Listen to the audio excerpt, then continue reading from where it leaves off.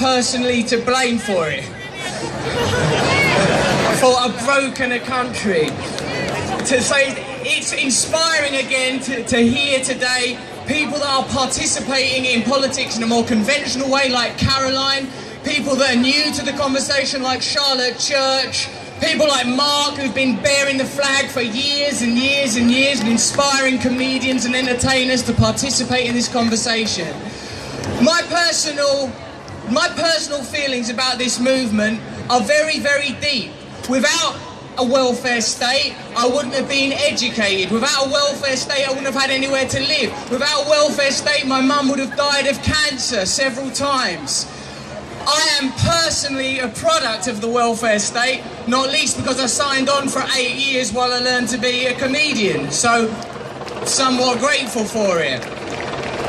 What I feel like now, and what Mark articulated so beautifully, is that it's really very hard for the people that are here today, for all of us who feel moved to come here for the same reason, for the same sense of loss, for the same sense of alienation, to have our voices heard in there. How are we doing? Am I going too quickly? I'm doing well with the manual interpreter. Thank you. What did that mean? That looked very explicitly like jiggle boobs.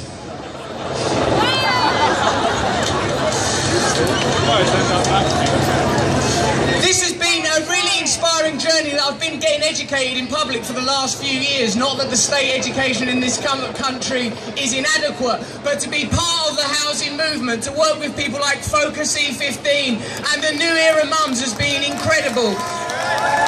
To see what happens when people come together, to be inspired by women like Caroline Lucas, who demonstrate that there are people with civility, decency, conviviality in the parliament. Did that all work all right?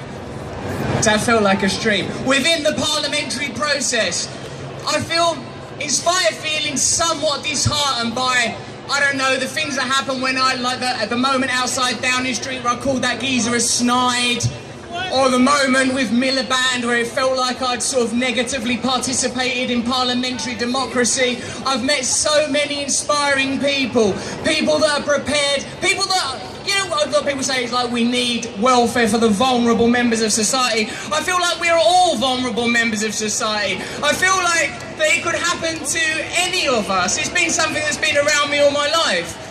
What I feel like we've done is created a culture around the worst aspects of our nature. I have selfishness in me, I have greed in me, I have the egomaniacal tendencies of Boris Johnson or Rupert Murdoch or David Cameron, but I don't turn them into policies. I go to, 12-step meetings and psychiatrists to try and deal with that shit.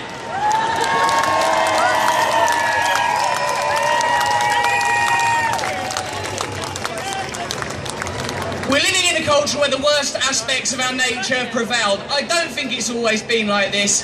I remember growing up with strong unions, with strong sense of social culpability and social care. And I believe the solutions may be simpler, at least the part in it within which I can participate. I feel that we need to learn to talk to one another, communicate with one another, recognise that we're all having a similar human experience here, that our time on this earth is fragile and temporary. And if we don't build systems, ideas and organisations on the principles of love and togetherness, then the consequences are unconscionable. My personal participation is I'm happy to serve this movement, to serve you all in whichever way you see fit.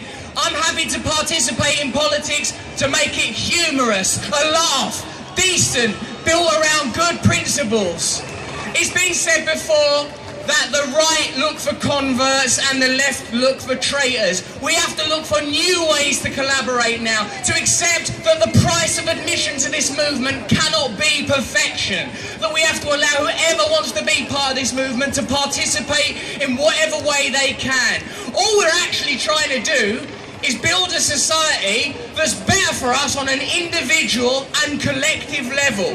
Better for all of us. I've spent time now among the aristocracy, around Hollywood elites. I don't think they're truly happy. I don't think they know how to love one another properly. I'm assuming that the vast majority of people in there, perhaps Jeremy and Caroline aside, are not having very successful sex lives. And I think that a culture that's held again by a perpetually suspended chopper is an indication that something's wrong. People coming together to take back their streets, take back their communal spaces, to communicate in ways that are built on what I believe are spiritual principles, but the atheists among you might believe are common decency. The common decency of being a member of this society, of reaching out for one another, of trying to put your personal selfish needs second, behind the needs of all of us as a collective. I spent the first part of my life trying to escape from a mundane, suburban, single life, welfare supported existence. I thought fame and fortune would make me valuable. I found out that it's empty. I'm going to spend the rest of my life belonging to community, embracing community, and helping in whatever way I can. I'm so glad that that's not the moment I'm going to be executed from behind. I thought that was my moment.